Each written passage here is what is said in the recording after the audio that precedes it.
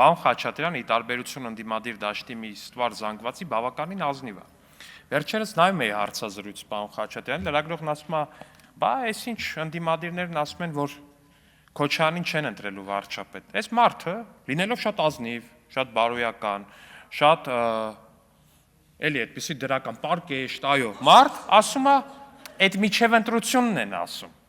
Մարդը շատ ուղիղ, շատ հստակ, սիրելի քաղաքացիներ, բացահայտում է այն, ինչ ուրիշները փորձում են ջանասիրաբար քողարկել։ Ապրեք, պարոն Խաչատրյան, ողջունում եմ ձեր ճշմարտախոսությունը, խնդրում եմ շարունակեք նույն ոգով ու միշտ իմացեք, որ ճշմարտությունը պետք է հասցնել բոլորին։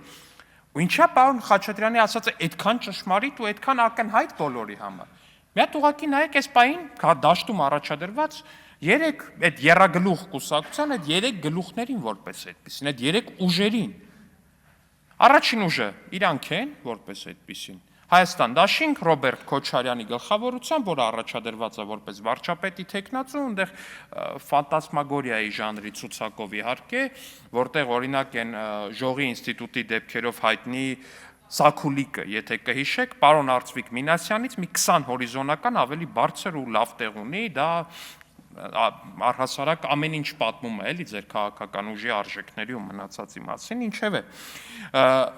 Միակ այդ ուժը ունի վարչապետի հայտարարված թեկնածու Ռոբերտ Քոչարյանը։ Նայեք դրա երկրորդ ուժը։ Կալուգացի այդ գործարարի ուժը կամ օլիգարխի ուժը, նայեք, մարդիկ ինչ-որ տենց հեքիաթներ են պատմում, էս են անում, ամիշուր մարդու անուն են տալի, որը փաստացի ոչ Հայաստանի Հանրապետության օրենսդրության համաձայն կարա լինի падգամավորի թեկնածու, ոչ կարա լինի վարչապետի թեկնածու, ոչ կարա լինի падգամավոր, ոչ կարա լինի վարչապետ, չի կարա։ Նայում եք երրորդ ուժը, Ծառուկյանի ուժը։ Ստեղ вообще ֆանտաստիկա է, ասում է, ունենք մի 5, 6, 7, 8, 10, 20 հատ վարչապետի թեկնածու ունենք, բայց անունը հələ չենք տալի, չկա։ Այսինքն այս եռագլխի մեջ կա ընդամենը մեկ թեկնածու։ Եվ դա Ռոբերտ Քոչարյանն է, եւ ինչպես ճիշտ ասեց պարոն Խաչատրյանը իր հարցազրույցում, այդ միջև ընտրություններն են ասում, որ չեն ընտրելու։ Ու բայց այդ ընտրությունը ապահովելու համար որպես այդպեսին, որպեսզի հանկարծ sense պրոմխ չլինի։ Մի հատ նայեք այն մյուս երկու գլուխների երկրորդ համարներին, ինչպես շատ ճիշտ նշեց